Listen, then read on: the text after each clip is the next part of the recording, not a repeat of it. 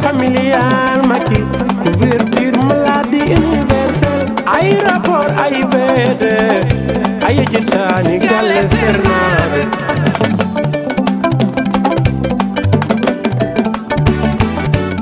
En chaque canton, il y a une grande dame derrière lui. Ah, Néné Marième Faye, Salengari Lanta. Demanda, so horema woni no basu, Daouda Dia. Demanda. Mum e yettode mum, min beltima bandiraɓe. Koɗo, mbimi, koɗo, kede koɗo so weltima tan jaatige mum weltima. On beltini, on jaɓɓima, on moƴƴini, on mbaɗi aada Madina Togoɓe.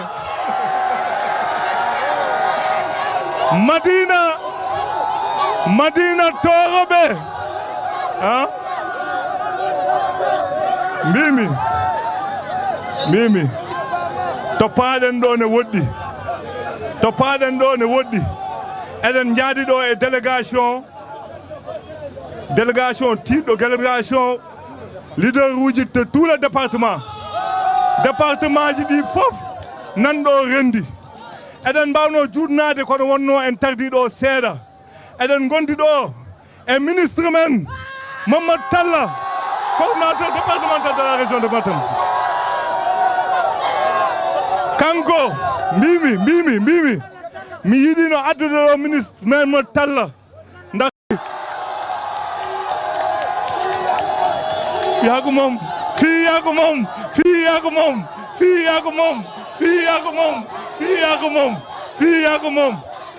mom oɗon gandi mbimi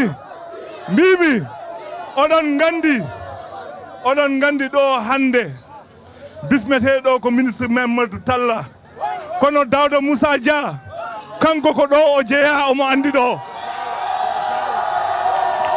omo yiɗa ɗo omo wowa ɗo gilli so wona gilli ngow ko nana ɗo omo ɗiggi ɗo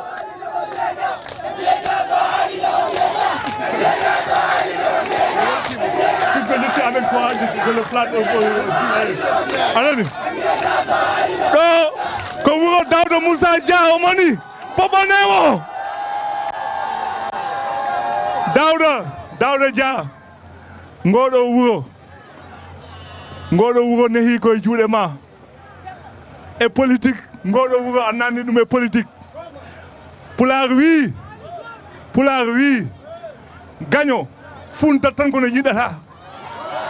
o wi giɗo tikkat tan kono añjata ɗo ko wuro ma ɗum noon vraiment miɗo wondi ɗo e délégation mawɗo les élections 2017 mino e Daouda Dia min gari ɗo ko 5 heures du matin nde min gari ɗo 5 heures du matin ko oɗo mobilisation min tawi ɗo so ɓurani oɗo Madina Togoɓe a voté à 98%. On était le premier de tout le département de Kano. Ko wonno ɗo ko ɗum koko awa ɗo koko fuɗi koko tiiɗi koko jibini ɗum gasata ha ila yawmi dini garɗo ɗo fof heɓat teddugal ngal ɗon hay soko capato ladde arno e Madina Togoɓe o heɓat gueɗal makko saka noon président Macky Sall e ɓeɗo hohoɓe ɓe yo yaade bandiraɓe mbiya bisimilla ko hoɓɓe ɓe beltineɓe en beltima on jarama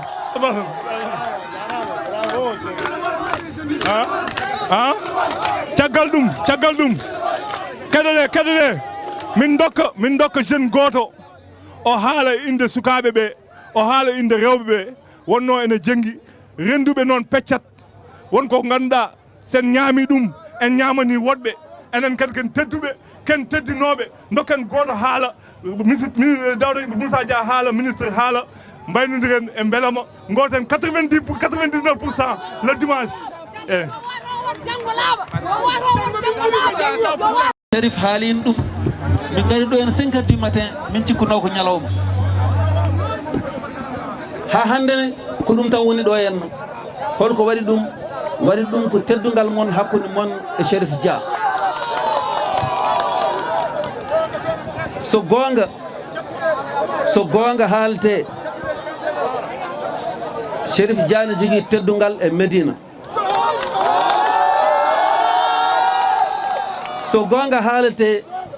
Sherif Dia ne ɓamti politique o guila naate politique o min jii ɓamtare Medina banggue politique o ɗum noon amin jarna Sherif Dia to jarote ala to haaɗi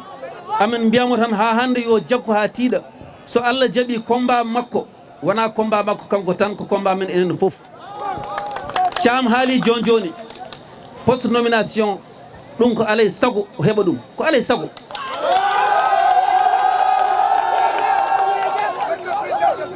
minen hankkadi département o minen foof haare amen ko wotere kala poɗɗo kala kanɗo e hunde min daroto ha heeɓa min ngala tendance minen fof komin neɗɗo goto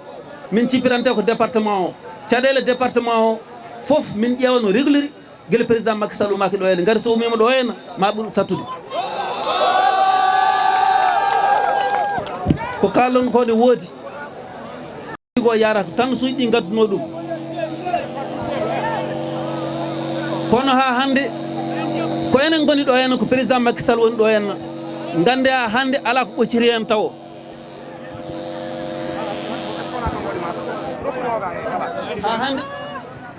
ha hande ɓocciraki bidje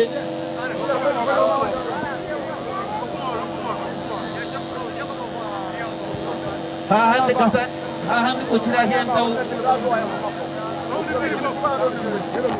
ha hande ko président Macky Sall woni ɗo henna donc tant que président Macky Sall nan ɗo henna yakar men hen ko APR yakar woni ɗo henna yakar nde ha non ɗon teso Allah jaaɓi ma en kanko jiɗɗum ko hande on jii minen fof min gari ɗo henna ko minen département o fof no fotiri hay goto mankani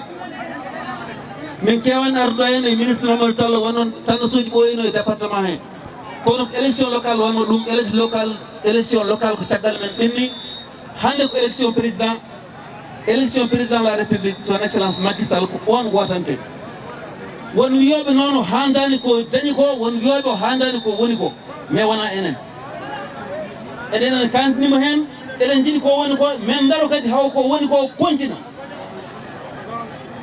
te hankkadi noon ko fuɗɗi hankkadi vraiment ko tuukoɓe mbiyata yaɗa marko Sénégal eɗen sérieux enen e meɗen son jeehi administration Sénégal ministére ɗi ne gandi direction gaji ɗi ene ganda kala liggey woni tigui rigui ko halpurde ɓe gon toon ɓen liggoro jamma e ñalawma kalno mbaɗa yeeto kamɓe gon toon kono hande so jii bilan président Macky Sall hay goto jaɓani darde ɗum hay goto jaɓani yiide ɗum pourquoi ko waɗi ko tugui indépendance ha ɗo kamɓe wonɓe ɗon ɓe fof wonoɓe ɗo ɓe fof guila Senghor Abdoulaye Wade sa renni kam fof ɓe mbaɗani feccere nde sinno hande wonano kanko sinno wonto wonanno ɓen mbiyata ko yo wonɗo président à vie taw yaltata ɗo hen hani o gandi fof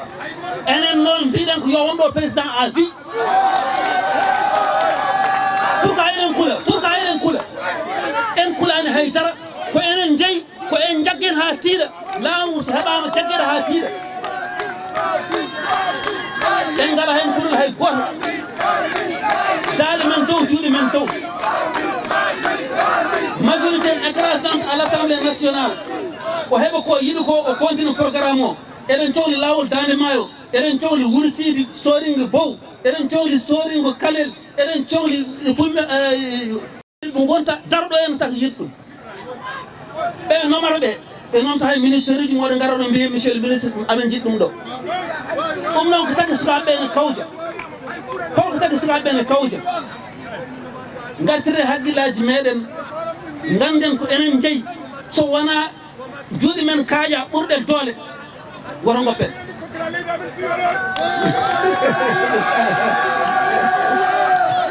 ɗum ɗon vraiment so jii amen kaldini tan ko min tawi ɗo ko min keeɓi hen cortal min cuusi suusno minen ko Chérif Dia Chérif vraiment félicitations jaɓɓo ngal banggal fayida ko wiyata noon wayno noon ministre Mamadou Tall dan ɗo henna ma o jaabo hen ambulance uji mbannon programme o so Allah jaaɓi ma o ara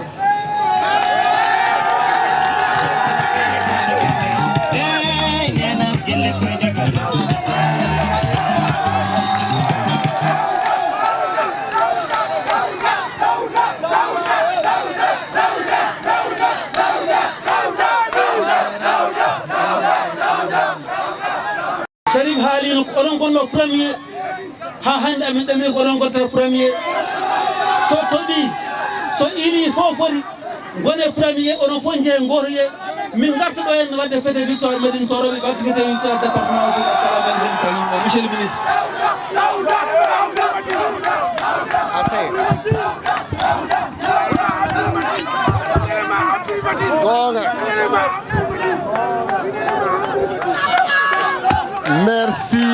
Merci beaucoup.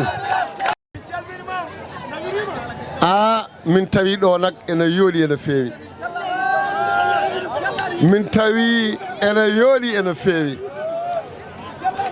Chérif o wi tan ko mamin ngara. Min mbimo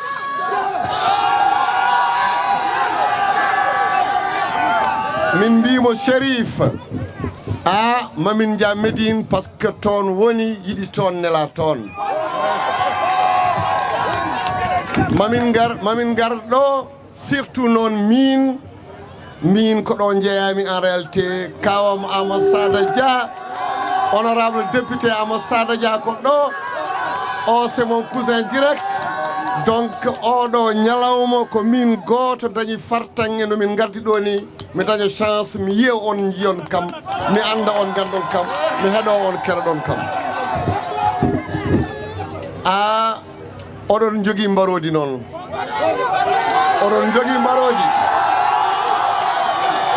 oɗon jogui mbarodi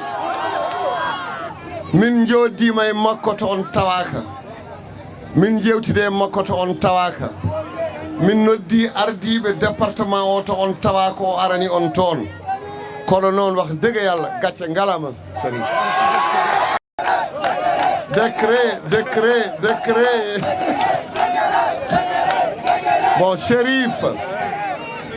Chérif sukaɓe mbi décret min mi wi décret Daouda Dia wi décret département de Kanel wi décret sukaɓe Kanel mbi décret mawɓe Kanel mbi décret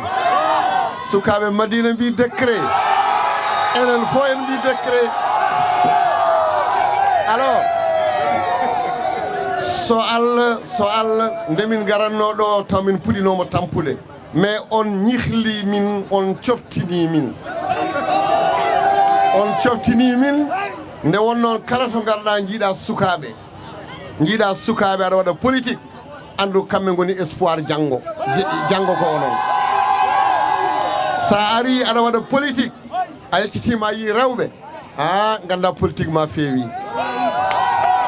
ɗum noon onon Médine hande min mairie arde ɗo min hande woni goo mbeɗa yinno yiide on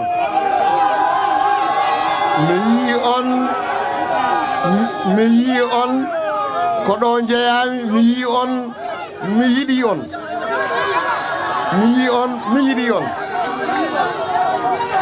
alors joni on kaali haala les ene woodi des maîtrisards ene woodi des licenciés ene woodi des masters ene woodi wonɓe Canada en ce moment ene woodi wonɓe Italie wonɓe France ene woodi heɓɓe brevet heɓɓe bac BFM ene woodi heɓɓe encore même un diplôme plus petit ɓeɗon fof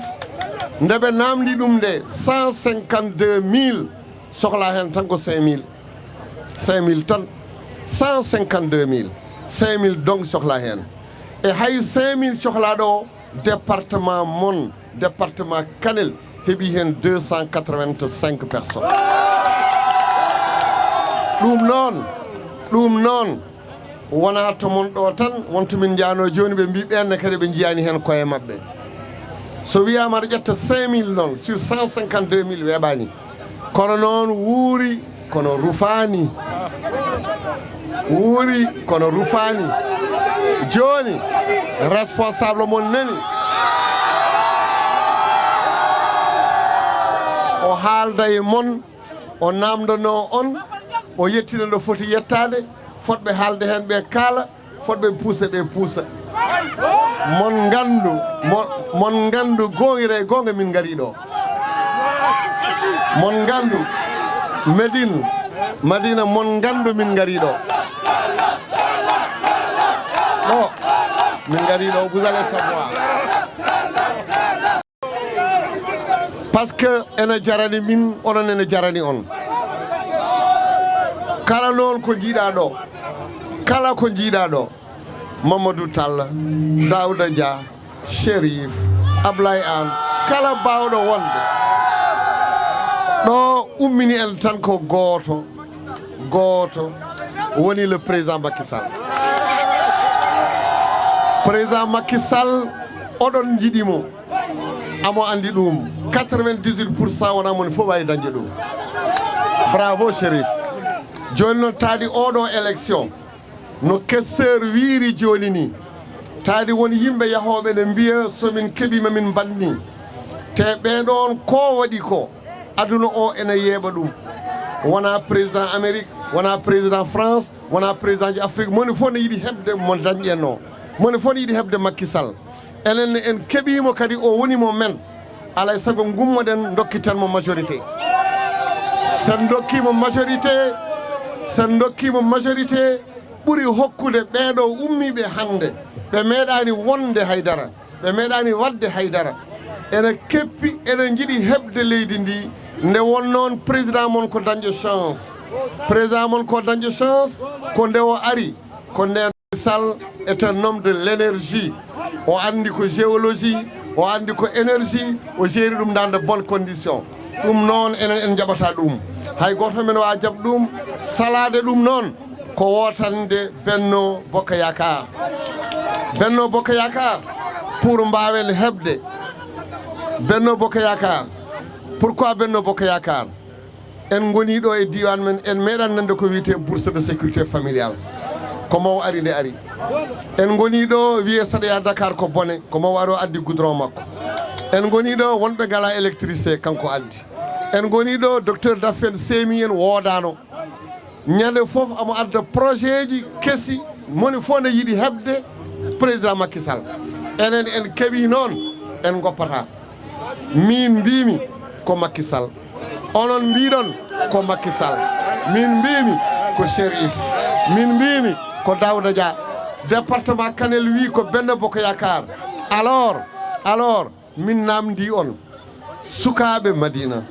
rewɓe Madina mawɓe Madina kala bawɗo wonde ɗo e Madina le 31 votons massivement Benno Bokk Yakaar à 99%.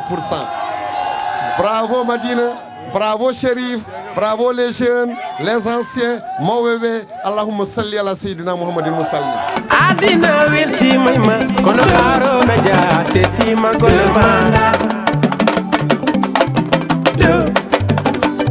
Demanda funange hirnange demanda. Benno Bokk Yakaar ene wayne dañi majorité assemblée nationale. So ɗum ɓenni monsieur le ministre hamin jiiɗi andindema tan e woytadema en tant que ministre de la république wura men ene ñiɓɓiri monsieur le ministre vraiment hamin jiiɗi mbatton haqqille e wuuro he hamin gandi hamin jogui ɗo DG waɗi ɗo mbawko mum waɗi hen doole mum waɗi hen fayida mum kono noon hamin jiiɗi mbatton hen haqqillaji an e délégation maɗa an e premier questeur assemblée monsieur le ministre hamin ɗomɗi forage goto natti wawde yarde min ene woodi leeɗe hannde 4 heures de matin yo gara ɗum noon min goytimo on monsieur le ministre mballon min e boyɗi forage min certa e ɗom ka monsieur le ministre e maire amen Basirou Doro Ly momin nangani momin gondi jamma e ñalawma Basirou Doro Ly kanko woni maire commune mo Ndendori Seeno Palel yaatani hen caggal e élection ngaji local ɓennuɗoɗi hamin jiiɗi courant watta huɓɓude ɗo e wuuro he ɗum ko monsieur le maire min kalani wallu min courant wallu min lampaji mbatta huɓɓude ɗo e Seeno Palel ɗum min namdima ballon min maayi monsieur le ministre neɗɗo so tagama koko mayata hamin jogui bamule goni ko funnague ɗo hamin jogui ɗo haɗande wotere wiye calgol gotol so tooɓi min mbawa nowde mayɗa men bamule koma sojja min jooɗo min nowa mayɗa men balle min nomin nowri mayɗa men ko ɗum woni goƴa men min ngala ɗo goƴa opposition min jogui goƴa ko caɗele Seeno Palel yo régle ɗumin kaali ko ɗumin jiiɗi ballon min hamin jiiɗi emploi ji des jeunes environnement hokkama yomin miccir hen koye nder commune he min jeeya hamin poti jogade hen gueɗela men dokke min gona komin citoyen min jeeya koye nder commune so gueɗal ari environnement fittoɓe loroɓe leɗɗe balle min hen so ɗiɗo so goto wiye ko Seeno Palel najo o rokka ballon min hen ɗum ko monsieur le ministre e monsieur le maire ko onon jeeyi ɗum ɗo e Daouda Moussa Dia ɗum noon min salmini dendagal arɓe ɗo onon ñaaga yafoya wassalamu bandiraɓe Seeno Palel bandiraɓe arɓe ɗo nositade nde ɗo yewtere wande fayida komin Seeno Palel najo kono noon kalanmi koye inde monsieur le maire mbeɗa salmina dendagal arɓe ɗo fuɗɗorade monsieur le ministre de l'éducation nationale coordonnateur groupe men o Benno Bokk Yakar mbeɗa salmina monsieur le questeur l'honorable Daouda Dia mbeɗa salmina dendagal candidat ji meɗen Daouda Dia mi refta e makko e sœur meɗen Raky Diallo e également monsieur le maire mo ganduɗa Allah hokki en fartange o woni e liste nationale e dendagal noon bandiraɓe responsable uji garɗi ɗo jeeyaɓe e nder département de Kanel ko weltare tan malheureusement garɗon ko jamma kono noon ɗo fof koko hewno eyyi minuit presque yoni mawɓene hen ɓesɓene hen sukaɓene hen jomumen poftoyima kono gandon no tawran ɗon Seeno Palel ni hay hunde dillani ɗo no tawran ɗon commune o ni no tawran ɗon commune o ni hay hunde dillani ɗo ko Benno Bokk Yakar woni ɗo haala moɗon min nani haala jeygol min nani haala ndiyam min nani haala jangde min nani haala liggueyaji sukaɓe ɗum ɗon fof noon safrata ɗum tan ko gueɗel gotel ñande le 31 juillet so tooɓi so ili so hendu waɗi so nangue kala ko wawi wonde oto hay goto meɗen yeeƴo oto hay goto meɗen yeccitu so fini subaka law so fini subaka law yo yaa ƴetta kartal muɗum yaaha wotoya Benno Bokk Yakar président Macky Sall heeɓa ko yiɗi ko so heeɓi ko yiɗi ko ɓeɗo ɓe kalɗon ɗo ene kuccinɗon ɗumen namdiɗon ɗumen tuggude monsieur le maire ha yetti monsieur le ministre ha yetti député ji men bawɗi haalande en toon to assemblée nationale goytono en huujaji meɗen kamɓe fof maɓe dara eko kalɗon ko beele ne wona ene jeeya hen noon ko poɗɗon wadde joni joni o so en jeehi hande to commune Ndendori to eɗen jogui toon ma won 60 kartal ɓiɗɗo sennajo ɗum noon son pini subaka janggo kala moon gandunoɗo ene jogui récépissé muɗum ene wanno déposé kartal mum yo ya addoye kartal mum wasa welsindade so wote o ari wota ha timma Sinthiou Bamɓe aussi to sous préfecture to nde ndewmi ɗon ñanden sous préfet o wi won carte gonɗe ɗon enen sennaɓe sen pindi kadi jehen gardon ko woni toon ko par ce que so en gardani ɗum ko gonga ni en gañoto kono noon wona gaña o tan jiɗɗen ko gañade ha heewa jiɗɗen ko kala ɓiɗɗo sennajo joguiɗo kartal so tawi ala gantu yaha kala ko yaltiɗo e résultat ene wayno ko ɗum yalte département he ene wayno ko ɗum yalte région he ɗum noon tinnare moɗon ene anda guila nden oto belsinde ɗe ɗum jagge hen ha tiiɗa ñande 31 juillet nde wonata 16 heures tawa bureau ji ɗi goni vide tawa enen kayen gayno wodde ha laaɓi paɗen résultat totten ɗum président Macky Sall o darano en waɗa en ko jiɗɗen ko allahumma salli ala seydina mouhamadin wa sallim.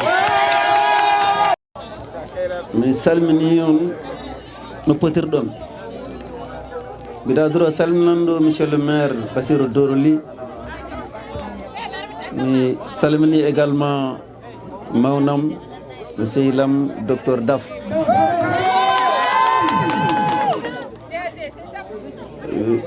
mbiɗa andi darde makko e ngoɗo wuuro mi salmini également mbiɗa wawi wiide babam mawnam sehilam foof ne wona jiɗɗomi no fewi no fewi mi ɓoydumi aussi wono Abdourahmane Sam mi salmini kala responsable politique gonɗo ɗo henna kala kilifa debbo hen gorko hen suka e mawɗo fof mi salmini on ko ɗo noon hande ko département Kanel fo ari ɗo département Kanel fo ari ɗo henna e campagne walla inde campagne woni holɗum campagne amen tan ko arde yimɓe he min mbiɗumen minen fof min dentiri min goni neɗɗo goto kono kay min garani ɗo henna pour wiide amin ɗamini opposition ma gaño ɗo henna walla parti goɗo mo yadani e président Macky Sall ma gaño ɗo henna ɗum addani min addi min noon ko jiiɗon min gandon komin mbino on min kawritir département de Kanel to walla to Kanel to ko gonga e amen ɗum noon tello less ɗo ɗi ko département Kanel suuɓi ɗum kono ko président Macky Sall suuɓi ɗum mbiɗa wonde banam debbo Raky Diallo to Kanel omon ɗo ene jooɗi kanko woni candidat banggue rewɓe ɗo gonde mawni amen Bassirou Doroli to ndendoɗi ko candidat sur la liste nationale jiɗɗen noon ko kala candidat meɗen ƴettaɗo e liste nationale e liste départemental fof jiɗɗen ko yo gaño jiɗɗen ko yo naat ɗum noon wona minen mbaɗata ɗum kono noon mbaɗata ɗum te amen gani ɗamini ɗo e o seeno paalil ma ɗum waɗa so Allah jaaɓi oɗo élection hokkude président Macky Sall majorité ko hunde hande ko alay saago ma dokke majorité o gati omo handi hen ko ligguiɗo e département ko en jiri guite meɗen kono ko heddino ligguito ko kadi ene heewi so Allah jaaɓi jiɗɗen ko ɗo e makko ummade hen ɓawde laamu ko gasata tan taw enen kam en keeƴi hen no moƴƴi en dañi hen no moƴƴi bandiraɓe dañi hen no moƴƴi sukaɓe dañi hen liggueyaji ɗi mbawa jogade janggo e jaam mbawa jogade famille muɗumen ko ɗum woni komin jiiɗi ɗum noon ko mbimi ko salminde on tan e hollide on minen fof komin gotum so tawi won hamnoɓe won tikkodirnoɓe yoɓe gandu ɗum gasi yoɓe kawrit yoɓe gon neɗɗo goto sababu dinɗen ɗo ɓuuri laabi sappo ko serno en ko serno en ko élection locale ɗemi gasi sen dañi Macky Sall mo men ene woni mawɗo men on jangginami jeeyam hokkoyɗo kon jangginami ko Hamadou Hunare o wi ƴeetami liman on o wi an Bosse an ko Horkadiere jeeɗami ko Bosse aɓe jeeɗa commune Horkadiere gonɗa o wiya heeɓi o wi sa ɓenni ɗon o wi taɓande wotere mbatta jettoɗa Hamadou Hunare o wi directeur nan ɗon o wi taɓoɗa jettoɗa Sinthiou Bamɓe directeur ministre nan ɗon o wi taɓoɗa jaaha Seeɗo Palel directeur nan ɗon oɗon mbiya ɗon kewaɗ donc wona hunde wemde donc en jingganaɓe kono hande eɗen jiiɗi en toujours en continue ñagade en continue sippeyade beele eɗen daña eɗen jogui sukaɓe wonɓe less joom gande en ko sukaɓe pormama ha paari ɓen eɗen jiiɗi yom mana ƴetta relève janggo e jaam yom mana jogo département o ko heddi ko noon hankkadi jammo jengui gonga amin jafno bandiraɓe ɓe goni ɗo ene guila kiiɗa ɓe paari min kono min leeli arde garal ngal noon addi min leeg tan kalto min gari yimɓe jiiɗi ko yewturde amen jiiɗi ko hujjinirde amen ƴetta amen ɗum tagui jamma ɓowde fadata alay saago waranto min tardi donc amin jafno ɗum kono amin gandi kay résultat o ɗo le 31 juillet Seeno Palel ɗo en mbiɗa sikki ko 100% wonata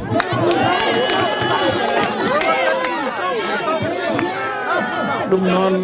mi salmini onon fof mi jarnima onon fof min kokkodir rendez-vous le 31 juillet inchallah pour fêter la victoire de Benno Bokk Yakaar dans le département de Kanel. Merci à vous. Dut ala ɗo addi en tan kene poti arde ɗo taadi en jeehi gure ɗe kewɗe nde fof jettima seeno ne hanani dawede hen en calminat monsieur le maire kaw Basirou Doro Ly calminen bandiraɓe aussi ɓe tawɗen ɗo ɓe guila 17 heures aɓe ɗo min dewmi ɗo ko nane taw 17 heures yonani ni kamɓe noon taw déjà aɓe ɗo docteur ko kalɗa ko gongre gonga eɗen calmina docteur Daf en mbiyat Bocar Daf tokoso e Bocar Daf mawɗo kamɓe ɗo fof en calminiɓe en juurimaɓe en calmini aussi mawɓe seeno fatɓe guila kikiɗe ɓe tawɗen ɗoɓe en calmini sukaɓe seeno palen ko wiide monsieur le maire ka Basirou Doro Ly mi nani de wonko ɓe kaale doléance nde ɓe kalno haala table banc nden wonko arno ɗo joni Allah hokki en chance président Macky Sall hokki en chance joguiɗo table banc o woni ɗo tan koɗo Wourossily o woni mi wimo département de Kanel yiɗande hoore mum wona añande bandungo yo ƴetto 6000 table banc septembre ha octobre o fecce ɗum e les 12 communes ɗum noon so Allah jaaɓi taari on keeɓino oɗon jiiɗi ɓeydanede mon ɓeydane kadi monsieur le maire deuxiéme élément mi nani ɗo joni eɓe kaala haala cangol ko joni nanmi ɗum hanki Allah waɗi wonto min gonno le maire de Kanel kanko ne woodi ko haalno ne noddumi le DG la DG o noddiɗo équipe hanki jamma kalamomi o noddi équipe o nena waali Kanel taadi en ñagoto tan équipe président Macky Sall ko président mo ganduɗa andi tan ko délivré nous c'est ça sa hokkama mission ti livre wona on va faire mamin mbaɗoy non kala ko président haali o waɗat minenne min jiɗi tan ko kala komin kaali yo hono wooda tout de suite sene wooda min kaala so woodani min muña ha min ganda min paari ɗo le DG du FERA ma jokkodire monsieur le maire ɓe gara kollonɓe ɗon cagol ngol ɓe ƴeewa sene wona walla holno wonirti ɗum c'est une des réponses ɓe kaali kadi ko fate environnement nde fecca nde commune aji kewɗi keeɓi hen kono wonto min ndewi kala to min gari won wiyoɓe min keɓani FERA min keɓani environnement min keɓani UCG min keɓani ɗum noon ko ma ƴewte kono kam département men ɗawaka so tawi tonne kadi commune makko o commune Ndendori wonko manque hen en ƴeewat holto manque est ce que ko UCG walla ko emploi des jeunes walla ɓen kadi ɓe mbadde ko président wi jinmi ko emploi des jeunes o ko projet biyeteɗo Xeyu Ndaw yi kala commune yo yi hen hoore mum ala sago commune Ndendori aussi yi hen hoore mum ko wiide on donc candidat ji men enen candidat Benno Bokk Yakaar ɗum waɗi noddumiɓe ɗo tête de liste départementale ko Daouda Dia on le présente plus que sera l'Assemblée nationale mi yiɗa hayɓul dafe nafer nana Kanel en 2012 ɓe en ñohat Kanel en ñohat ville de Kanel 2012 ɓe keeɓi député Mamadou Sadio Diallo 2017 ɓe keeɓi député Nene Mariame Kane Allah newnimi kadi hikka ɓe keeɓa député Raky Diallo garirno en gaɗirani ɓe ɗon ko chance maɓɓe kamɓe goni capital men voilà nos 3 candidats ene yalti noon e au niveau national ɗum waɗi oɗon dañi ligguey onon Ndendori oɗon jogui ligguey département de Kanel ne jogui ligguey kono Ndendori la commune de Ndendori vous avez un défi vous avez toujours gagné oɗon gagné toujours kono président de la république hokki on gueɗal e nder yimɓe 53 ne ƴette e nder Sénégal no wayi sadde ni o yiino kadi ha o miijo mo hokka Kanel goto o hokka Kanel goto o miijo kadi o wi ko onon hokkata Ndendori ko maire mono hokki woni Basirou Doro Ly ɗum noon so dow so less to mbawɗen wonde no DG wiiri ni so toɓi so ili so wuuli so waɗi hendu no wawi wonde foof commune de Ndendori kam ko kartal gotal 100% pour que président anda président men o maw andu o juumani maw andu o waɗi un bon choix par ce que mawo ƴeewa ko keeɓi Ndendori mawo ƴeewa ko keeɓi Kanel ɗum noon dokken mo réponse o halla yimɓe ko ƴettuno koko noon ko wiide on tan en tout cas le département de Kanel enen kewno wonde premier en gonat premier Allah newnani en noon hande enen fof ken gotum no Daouda jaaɓe jirlo kono le Fouta surtout le département de Kanel ko makki hanki makki hande makki janggo allahumma salli ala sayyidina Muhammadin Daouda Dia demanda tawanno nde heewi sirlu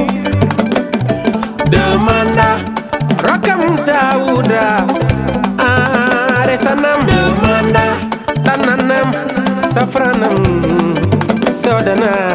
jara futa welti mayma Dawda demanda president welti mayma Dawda demanda adina welti mayma kono Haruna Dia setima golemanda demanda funange hirnange demanda rewayi worgo futa nde lampaji hupi demanda sukaɓe cikki Allah wedi demanda Dawda Dia président holi mama demanda min demba gisen welti mayma Seydi Dia ɓamtuɓe Sénégal ɓeɗo barke mumen wona e Fouta tan ko Sénégal fof en jiiɗo mo gonduɗa ɗo mawɗo men Amadou Samba Kane en jii directeur CMI docteur Daf nan ɗo henna en jii monsieur le maire de Kanel Mamadou Sadio Diallo neno ɗo henna en jii kadi monsieur le maire Haymou Daf mo ganduɗa c'est le grand technicien kala kono fewje kala kene waɗe yaara yeeso Haymou Daf ne tawa en calmini mawɓe men ɓe keɓani yettade dendagal gonɗo ɗo dal min pawi calminali e jungo ma jettinanamin hande amin jetta Allah kala ko yetti Allah kadi min ɓuuri yettude Allah mboɗo wonde au conseil de collectivité territoriale Safiatou Dia minen de monsieur le ministre Mamadou Talla ñamade Dawda Dia ñamli min de ma ballo min yobde nde Dawda Dia o wi min kawral waɗi min e mawnam Abdou Karimou Sall min kawri amin gollana président Macky Sall o wi kala ko woni golle kala ko woni liggey mi itti mi fawe juuɗe mon mi fawe juuɗe mon coordination so marsi ko onon so marsani ko onon so ɗum gasi heddi ko oɗon duwane onon candidat ji men emin mbiya yon jogoro jaam onon kam on gañima ha gasi Dawda Dia gañima ha gasi Sehilam Raki Diallo a gañima ha gasi mawɗo Basirou Dorolo gañima Basirou Doro Ly on jaafoɗon gañima gasi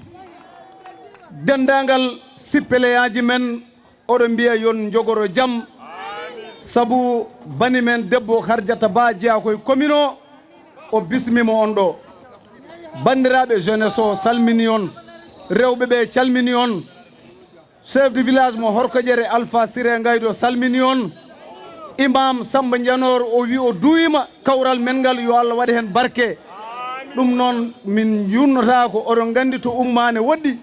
mi hanna ɗo mi totta konngol monsieur le caissier kala bawɗo fawade hen fawo hen Allah jarama on jarama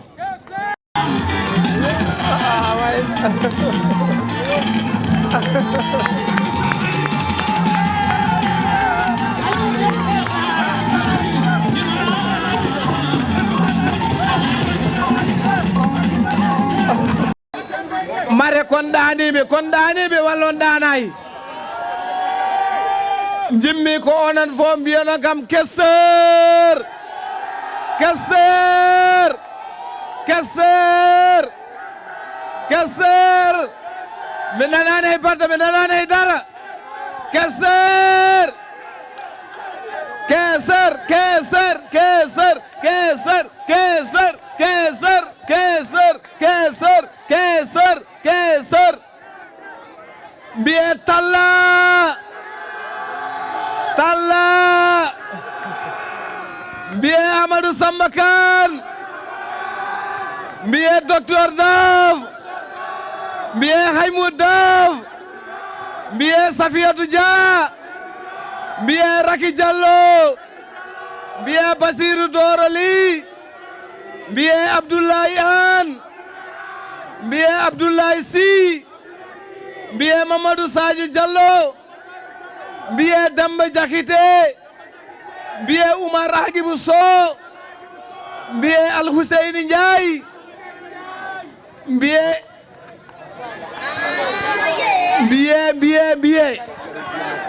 bandiraɓe Bakary Biné Camara Bakar Dia to Bokilaji bandiraɓe Horkadiere naɓe en mbiye alhamdoulillahi rabbil alamin eɗen gandi oɗo jamma limtete koye jammaji eɗen jiyanoɗo Daouda Dia ara jaɓɓe ɗo banggue mum monsieur le ministre Mamadou Tall jaɓɓe ɗo banggue mum walla Abdou Karim Sall jaɓɓe ɗo banggue mum hande ɗum foof Allah itti ɗum ha laaɓi ceer monsieur le maire monsieur le ministre on jamfima min noon min jiɗno ko garanɗo kikiɗe tawne labti ceer so tawi o gartino ɗo kikiɗo on gandat Horkadiere kam woni 100% ko mbino ɗon min dow ko min mbaɗi ɗum less ha timmi ɗum noon so woni ha timmi ha yooɗi ha yettima ɗo hamin jetta Allah hamin jetta monsieur le maire Daouda Dia saabu ko mbiɗonmo ko on kawriti kanko ham o adimo on onon ko département o itti foof o fawe juuɗe monsieur le maire Houseyni Ba yo ardo comité électoral mo commune mo Horkadiere ɗum noon monsieur le maire a jarama min jiiɗi bandiraɓe ko gandon ko ɗum ɗo yonnata département o ko ɗum ɗo nawata département o yeeso Daouda Dia nangodira e monsieur le ministre e maire uji ɗi nangga toroɗen donc noon gande hande ko moƴƴere Allah waɗani en ko yettere Allah waɗani en minen de nomin puɗɗi politique hamin mbawi hunde min goni ko Sara Daouda Dia min jangge mun min mbawe mun min gandi hunde o jangguini almuɓe makko ha gayni haade munen dursitade jeehi dursiroye juuɗe monsieur le ministre Mamadou Tall ɗum noon gande ko kodde e kosam mun woni ɗo ko sertano ko ɗum rendirta ɗo hande ɗum noon eɗen jetta Allah eɗen mbiya alhamdoulillahi rabbil alamin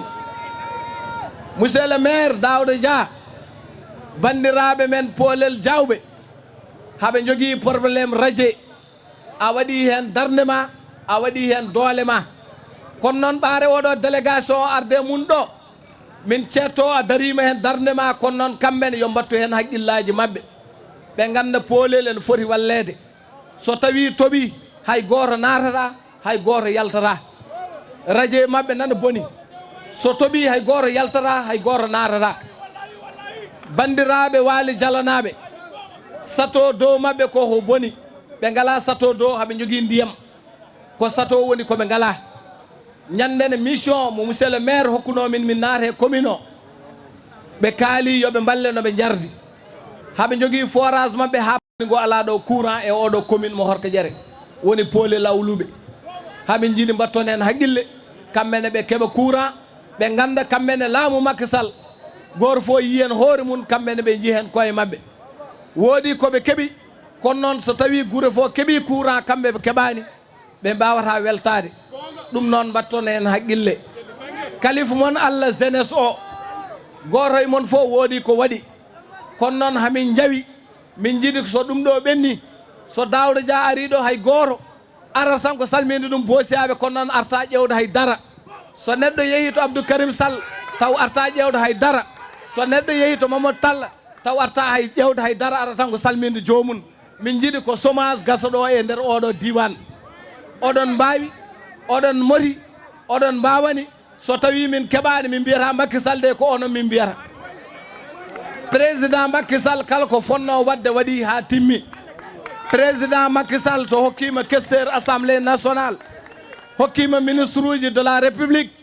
hokkima directeur général président kañum golle mum gasi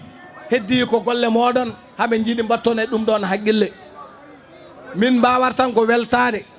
min jiiɗi noon andinde on onon arɓe ɗoɓe oɗon garde Daouda Dia so élection limama ko minen gonara premier commune e département de Kanel ko oɗon défi min mbaɗi kadi allo en jeeyato to Kanel ko kanko wonde Daouda Dia waɗa tête de liste départemental ko kaldiɗam ko cirlidiɗam ko sehilam gande on dañi représentant assemblée nationale Rahi Diallo gande de so woni assemblée ko min woni toon saabu kala komo waɗa mo noddami o wiyami holno miijoroɗa ɗum noon gande so balli Rahi Diallo ko min balluɗon so balli Rahi Diallo balluɗon ko Daouda Dia so balli Rahi Diallo balluɗon ko Mamadou Talla balluɗon ko monsieur le ministre Abdou Karim Sall monsieur le maire kalifma Allah monsieur le ministre Abdou Karim Sall ko onon ndendi diwan o ndendi Horkadiere ndendi anniye ndendi fandare mon ko Macky Sall yo tiid yo Macky waw yo Macky wat so tawi Macky wawa Macky waɗani kanko wawata ana wawata ɗum noon ndendine doole mon ballon bandiraɓe ndendine doole mon mbason annude yimɓeɓe hande wiye Daouda Dia neɗɗo mun suusa yettade ɗo neɗɗo Mamadou Talla suusa yettade ɗo neɗɗo Abdou Karim Sall suusa yettade ɗo min jiiɗi ɗo e 2024 yataw tampere amen gasi ɗum noon waɗata noon ko kawral moɗon wol wiyoɓe kawral ngal ko élection kono wona élection de ko kawral gonguire gonga Mamadou Oumar Coulibaly haali ñandena o wi so dawade ndendi en kaddante en kono noon Allah hokki en Macky Sall en gandi kadi Macky Sall koye men jeeya kadi liggima ha labti hay goto darata waɗa critiqué Macky Sall waɗani bilan wiyata ko Macky Sall welani min walla ko ɗum ɗo yo ummo ɗo enen noon en jaɓani en nangui hen ha tiiɗi tinnata ɗum noon ko gonon goto kawron jaadon ballon bandiraɓe Allah jarama on jarama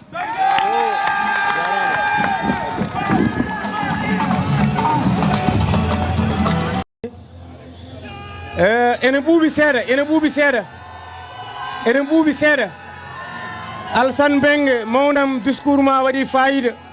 ene ɓuuɓi seeɗa mbiɗa sikki mbiyen enen foof maaki en calmini bandiraɓe foof en calmini maire Daouda Dia en calmini ministre Mamadou Talla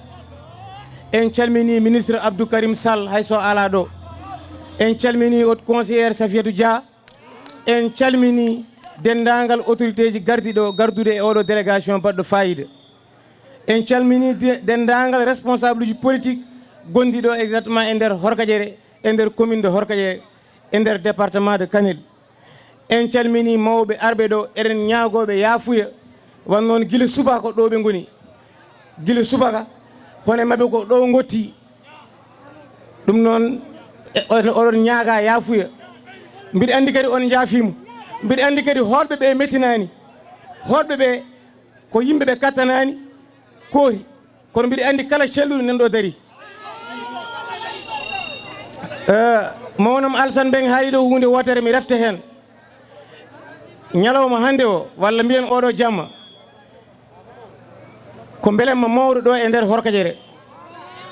ko weltare mawde gari kala dardotonoɓe nan ɗo dardi ko caggal bien sûr ko ɓeeɗo ɗiɗo ɓuuri wonde sababu so tawi en gari to nder département de Kanel en gari ha e nder commune de Horkadiere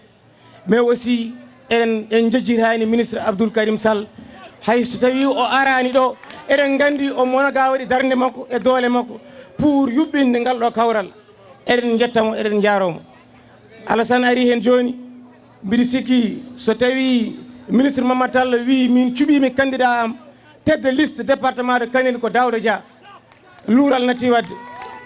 so tawi Daouda Dia wi min cuɓimi coordonnateur comité départemental de l'élection ko ministre Mamadou Talla luural natti wadde donc so luural natte ɓeeɗo luural ala to heddi so luural natte ɓeeɗo luural ala to heddi min jaaɓi hamin jaadi hen min jaaɓi hamin jaadi hen ko rewi hen ko mi ara e élection mo paaɗeno importance oɗo élection enen foof en ji commune de Horkadiere surtout walla mi wiye nder Horkadiere tan puɗɗortomi ha e nder département de Kanel ko keɓɗen e ɗiɗo dumunnaji ko faye emploi hay nokku ala ko keɓɗen ko faye boyli hay nokku ala ko keɓɗen ko faye forage uji hay nokku ala ko keɓɗen ko faye ambulance uji hay nokku ala pomuji gonɗi ɗo ɗi hay nokku hoore ma wawɓe humtanden haajuji men ko wayno ɓeeɗo dardiɓe men ɗo ko wayno ministre Mamadou Talla en ministre Abdou Karim Sall en ko wayno premier questeur à l'Assemblée nationale Daouda Dia en eko way noon e nder département de Kanel goto fof ne humta haaju taw kadi alda e ha ɓooya ɗum waɗi ɗum ko président Macky Sall bandiraɓe holko tagi président Macky Sall waɗi ɗum président Macky Sall waɗi ɗum ko kañum jogui loi ji kañum jogui décret ji sa joguima loi a joguima décret manum aɗa wawi ɗumde ministre o wawa wallude sa joguima loi ji a joguima décret ji ma waw ƴettude décision passe assemblée nationale bandiraɓe kala ko welno ɓenni paamen exactement ko jogori aroyde caggal oɗo élection gañoɗen 99% ɓurata welde laabi million ɗum noon enen foof ndenden mbiyen e nder département de Kanel 99% e nder Sénégal pourquoi pas 99%. bandiraɓe dokken président Macky Sall la majorité à l'Assemblée nationale beela ko gonnen e dow mum ko oɗo beelamma kala dañƴo seeɗa ene ɗamini ko heewi ko wonɗo joguiɗo contrat walla mbiyen joguiɗo emploi ballaɗo joguiɗo chargé de mission dokkaro machine joguiɗo projet dokkaro forage sa itti hen ko seeɗa heddoro aussi maire de la commune de Orkadiéré ɓe guittani hen juuɗe mabɓe en garta noon ha e oɗon dossier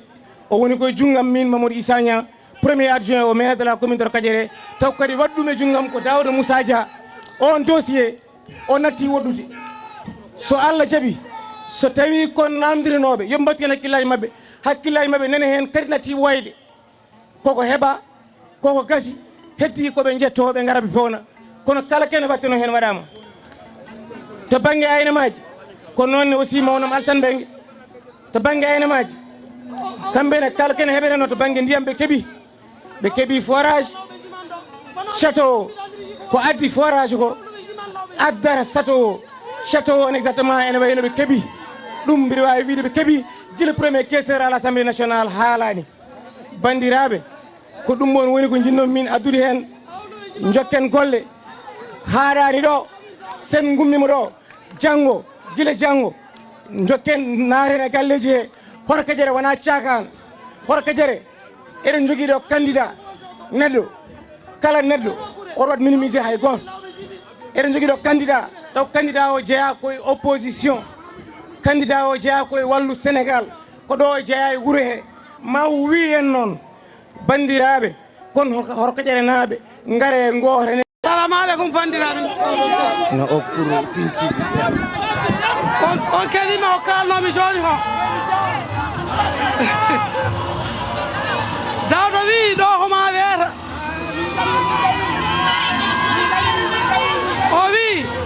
o wi kala ko welimi ɗo yomi haal ɗum noon calminama onon fof bandiraɓe kono noon paamon noon hamin jiiɗi alamari nane ɗo ha so koɗo ɓe dari ɗo alamari yimete ɗo lawɓe jimete ɗo so min gayni min kaala komin jiiɗi haalde ko ha hande kadi min gaccirani noon min mbi kikiɗe hande o yonani min nde wan noon mo ardi ɗo e kanko Daouda e oɗo délégation ɗum ɗo yooɗi weeli kono ni manki yonde min mi wi Daouda kikiɗe janggo eɗen paɗimo ɗo ñaantoɗon garon ha feewa mbaɗen ɗo bas men jogonɗen discours aji men kala poɗɗo haalde haala kala poɗɗo yimde yima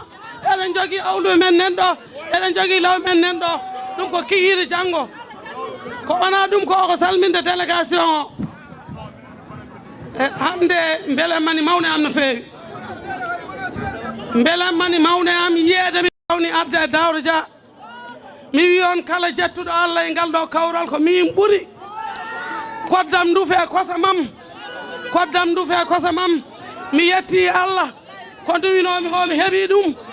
ɓeɗo yiɗɓam sehlaɓam yaadiɓam hande jaadi mi yetti Allah noon ko jimmi haalde ko mbiɗa ñaagui Allah yallah artirɓe ɗo kikiɗe janggo mi haala Orkadiéré heeɗo commune Orkadiéré heeɗo bisimilla mon bisimilla kala maire garɗo ɗo mi bismima ɗum mi salmini ministre Abdoul Karimou Sall mi wawa yejjiddemo kanko e jeewo makko Hadja Binet Dieng ko moƴƴo moƴƴande ene Horkadiere commune Horkadiere mi wawa kadi woppuɗo mbarode Bosse e Farba Ngom mi wawa woppuɗo Harno Moussa Dia ɓe fof ko yiɗɓam ko sehlaɓam ko wona ɗum ko hay so ƴiwonde toɓi goto nen président Macky Sall goto fof yo gembo ñande dimanche jiɗɗon ko hokkude Macky Sall résultat laaɓɗo mbiɗo ceer en duwonima Raky Diallo en duwonima maire Daouda Dia Raky Diallo ya jogoro jaam ko miñam moƴƴo famille ma nen ɗo famille Daouda nen ɗo famille Mamadou Talla nen ɗo a wiyama ya jogoro jaam min bismimama ɗo e Horkadiere kalif ma Allah commune Horkadiere kalif ma Allah rewɓe commune Horkadiere on calminama noon foof ko heddi ko ha weeta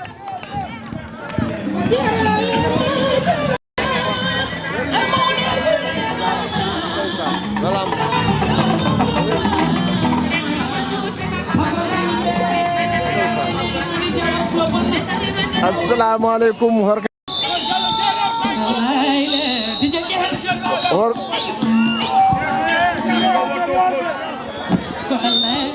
Horkadiere naaɓe mi salmini on ko weltare tan gati ko yiyaɗo ko hande umni ɓerde no feewi no feewi no feewi kono noon mi junnata wonko jinnomi noon haalande on oɗon gandi wonɓe Sénégal ene mbiya ko opposition gondani e meɗen ngala aussi ko baɗata critiqué Macky Sall mbiyata tan ko welani ɗumen ɓen noon mbi kañumen jiiɗi wonde ko dañde majorité assemblée nationale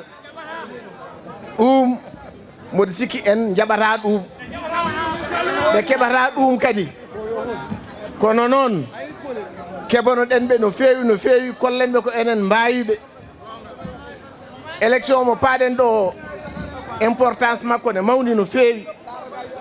natti élection local no élection ɓennunoɗo ɗo ni enen fof ko daraten ko gueɗel gotel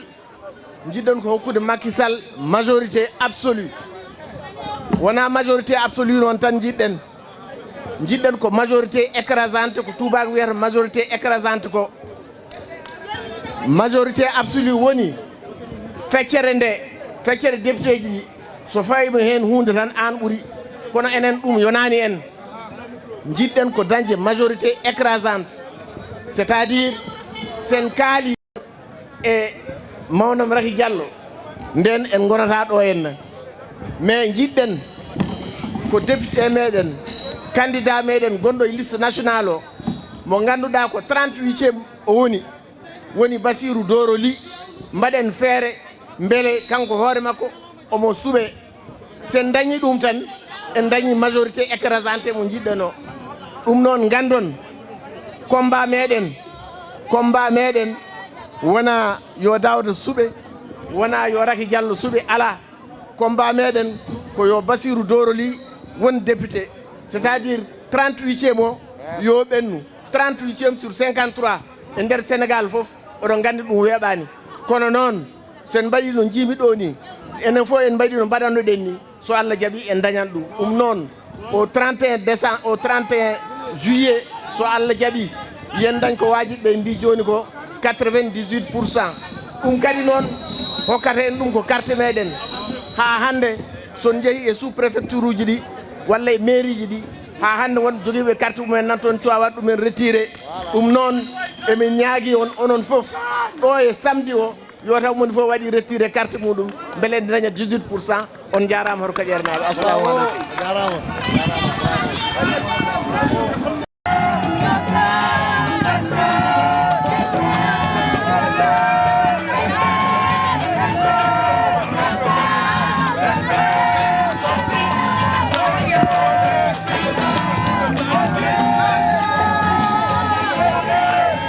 Merci Didier a jarama merci.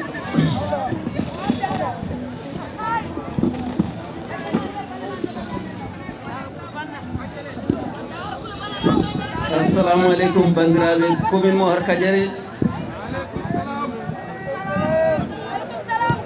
min calmini on moni kala indi mum e yettode mum ko adi fof ko jafnade on d' abord programme o guila 17 heures walla guila 16 heures oɗon dariɗo ha oɗo heure surtout kadi mi yafnima mawɓe meɗen hilfaɓe men jatigueɓe meɗen ɗoftoɓe en tout le temps guila 16 heures aɓe ɗo gonɗo koɓe gumi ɗo hen wonani 1 heure de temps deftam heedi ko wiide mi weltima so gonga kadi mi weltima onon kadi oɗon gandi mi weltima woni mi weltima ko won hendu ndu ganduɗa hoore maɗa arino ɗo henna wona sagam wona sago hay goto ha majjodirɗen majjodirmi e bandiraɓam nde département o refti hen kala ƴettuɗo ɗo henno konngol e commune Harkadiéré ko minen puɗɗodi politique ɗo e commune Harkadiéré guila 2009 hande somi yi banam debbo Safiatou Dia ɓurɗo andirede Kadiel to woni ɗo ko kewɗo dag miɗa andi ko kewɗo dag o ki rendez-vous noon awruɓe janggo yo mana sappo so nani wi tak komi ƴeewo min horan wutti mawɗo janggo mi masko mi salmini monsieur le ministre Mamadou Talla e kala responsable département Kanel garɗo hen momin gondi guila kiiɗe hanki min mbaɗi traversé département o fof no fotiri banggue waalo to hande min puɗɗima jeeri ndi janggo min kodnoɓe hamin jettoyo ɓokileji so Allah jaaɓi kamɓe responsable uji fof e ɓen ɗo henna mi yiiɗa limde mi juuma gati hay goto forani hen woppude kono kamɓe fof mi on bisimilla moon e commune Harkadiéré oɗon fof mi salmini monsieur le ministre Abdoul Karim Sall mbeɗa jarnomo e darde makko ɗum ɗo so weeɓi rindani omo jeeya hen mbiɗa andi yidde makko Harkadiéré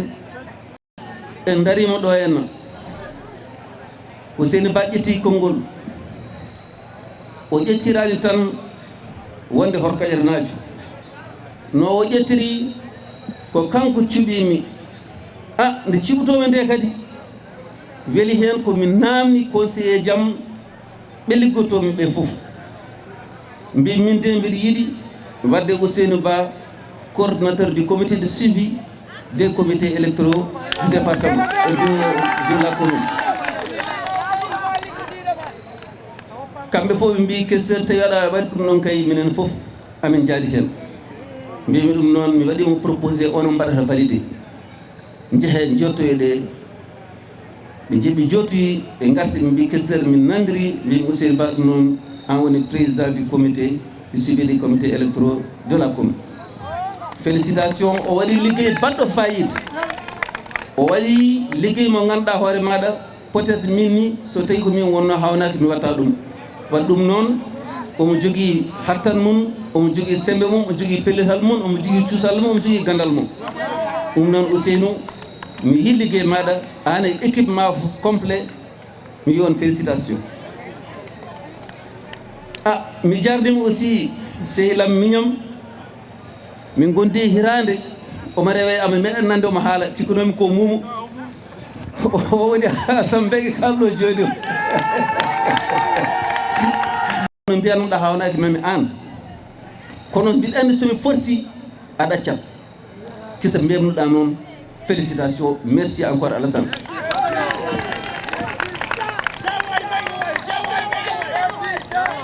ɗum ɗon fof kadi so wayi noon il faut mi yetta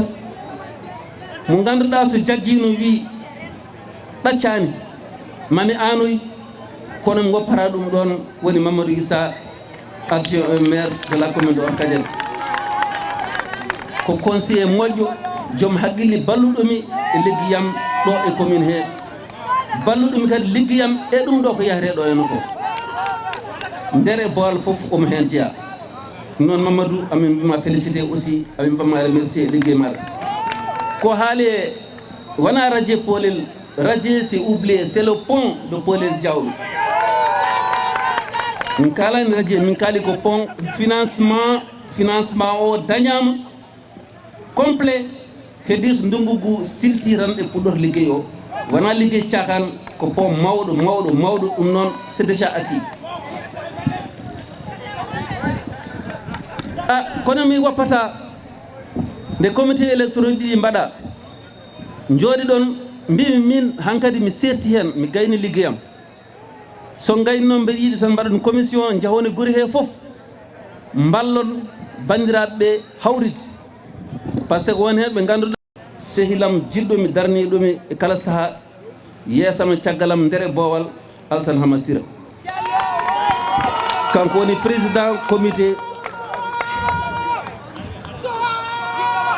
woni président comité électoral ɗo e Horkadiere mi yii kadi darde makko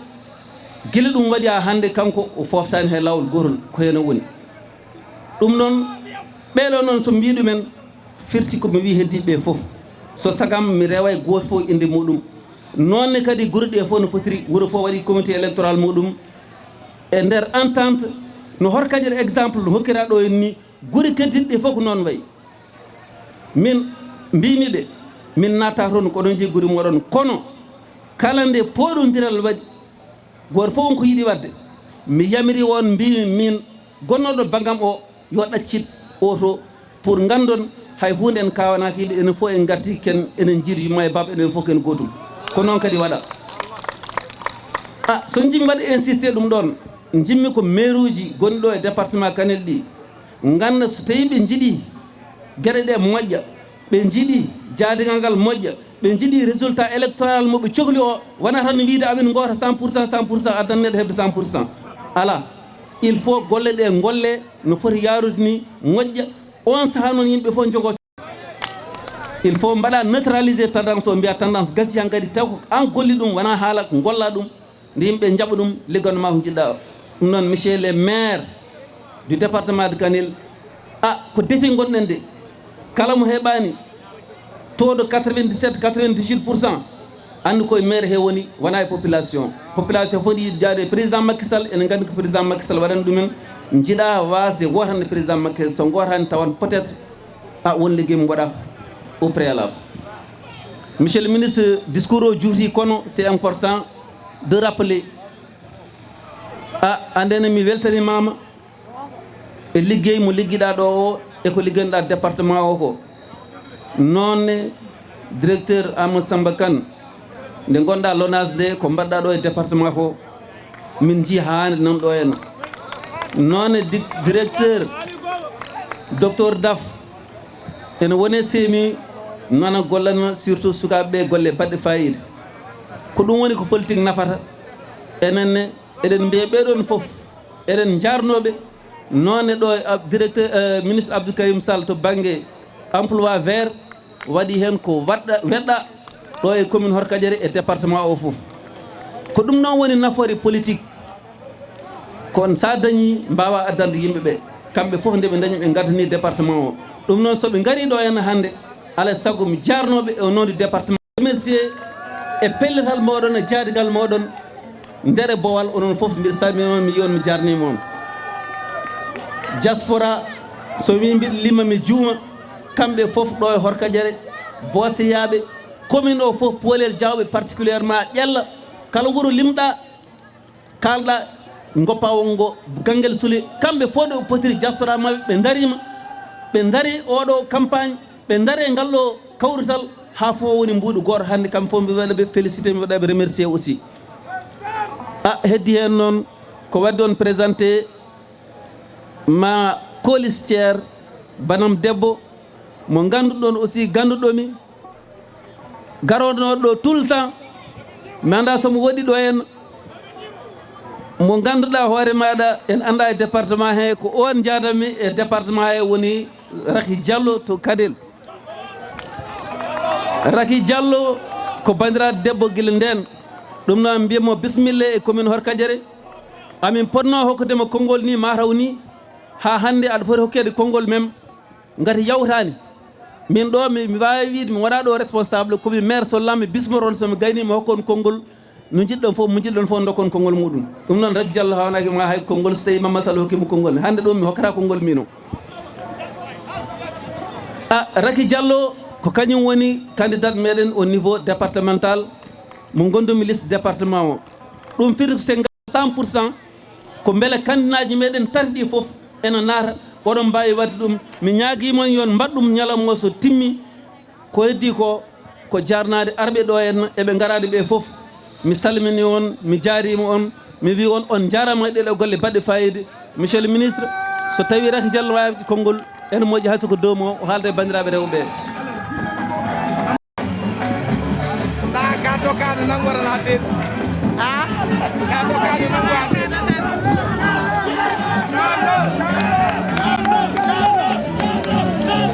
assalamu aleykum Horkojere na ko gonga mi wona koɗo e Horkojere mboɗo salmina famille am nan ɗo galle Abou Tafsirou e Mamadou Tafsirou ɓen ko babiraɓam ɗum waɗi kajjel wonde denɗam kajjel ko denɗam ko sehilam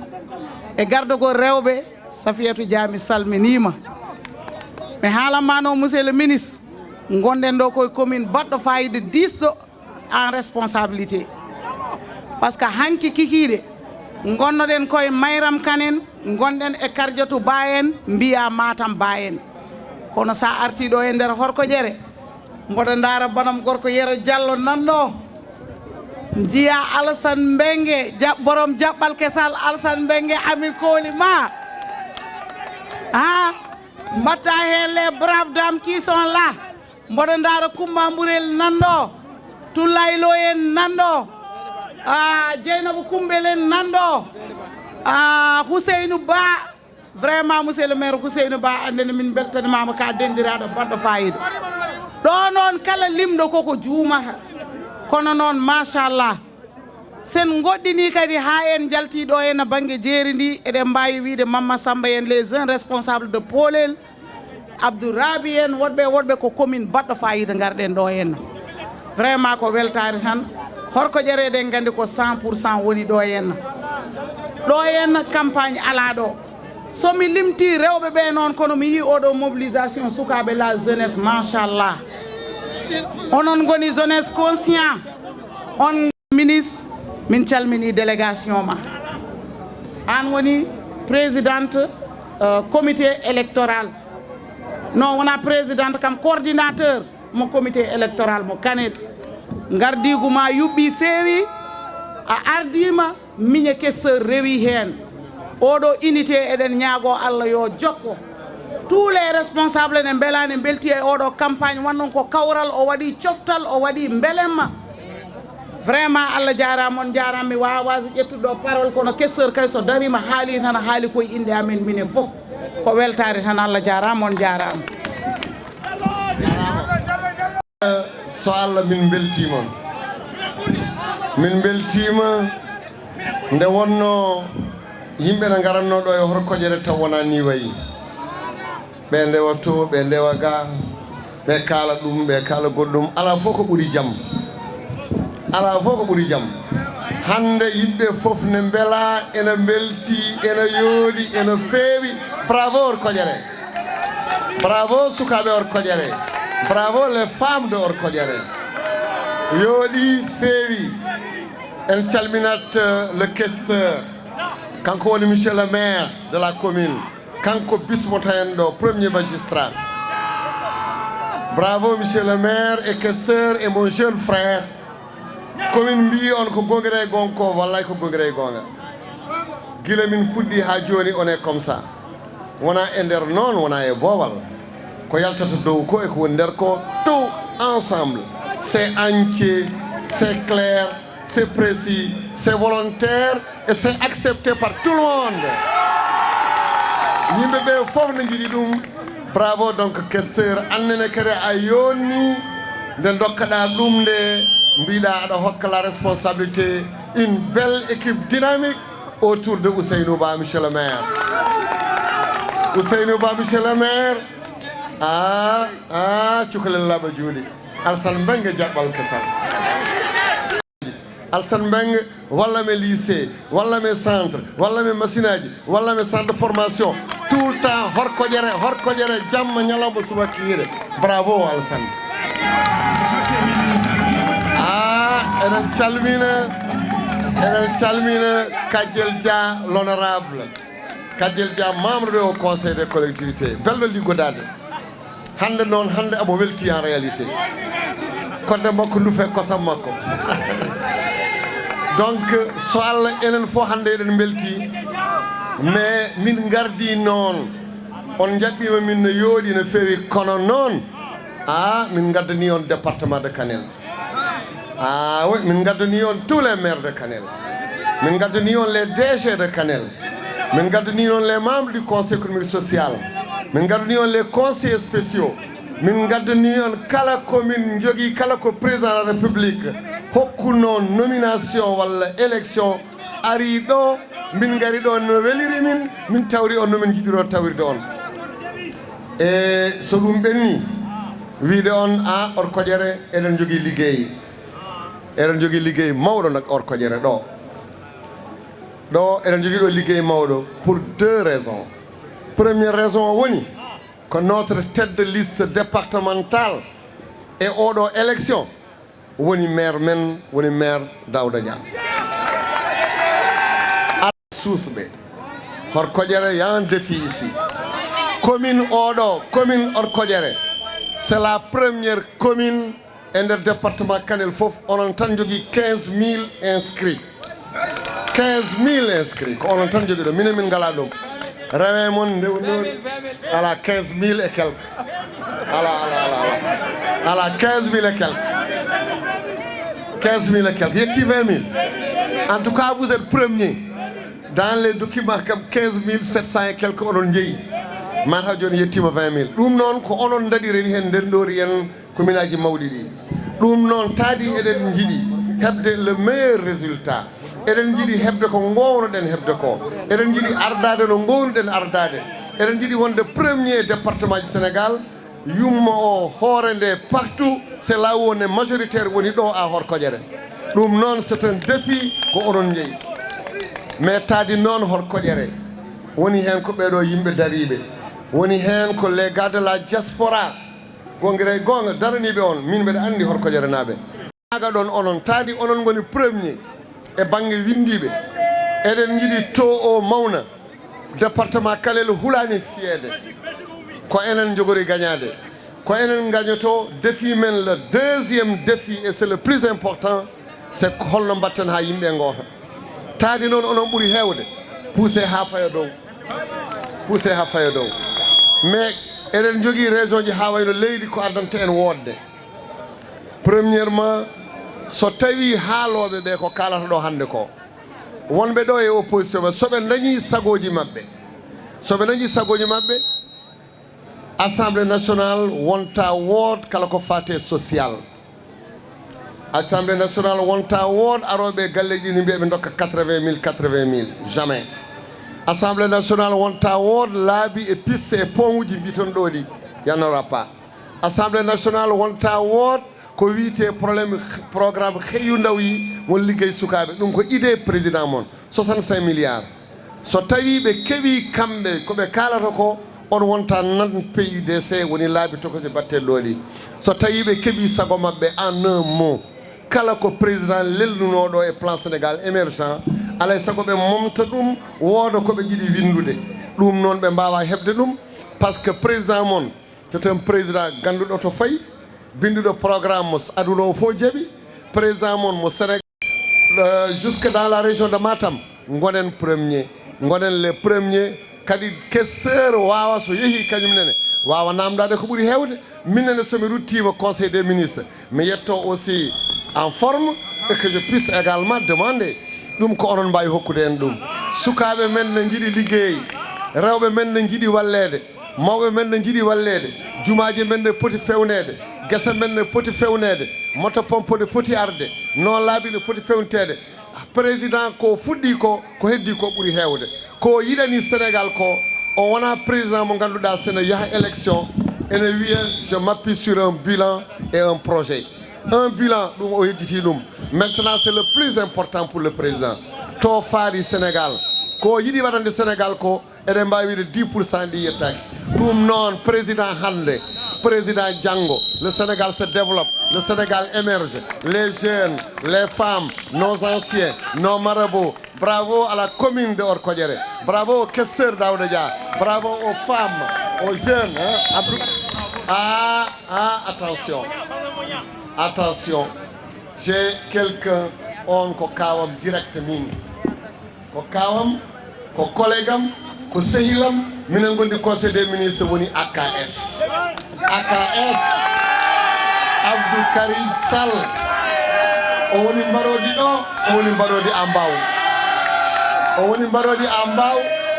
o gagni Mbaw. Moi je suis avec Daouda, min et Daouda on est ensemble. Les responsables wonɓe ɗo gonani ko makki, Daouda wonani ko makki, min gonanmi ko makki, gonan ɗon ko makki, sukaɓe gonne ko makki, mawɓe gonne ko makki. Donc a heddi ko makki pour une belle victoire. Bravo à Orkodjere, bravo tout le monde, merci beaucoup. Voilà, on n'oublie pas le grand Harouna Dia, Harouna Moussa Dia et également avec Makki.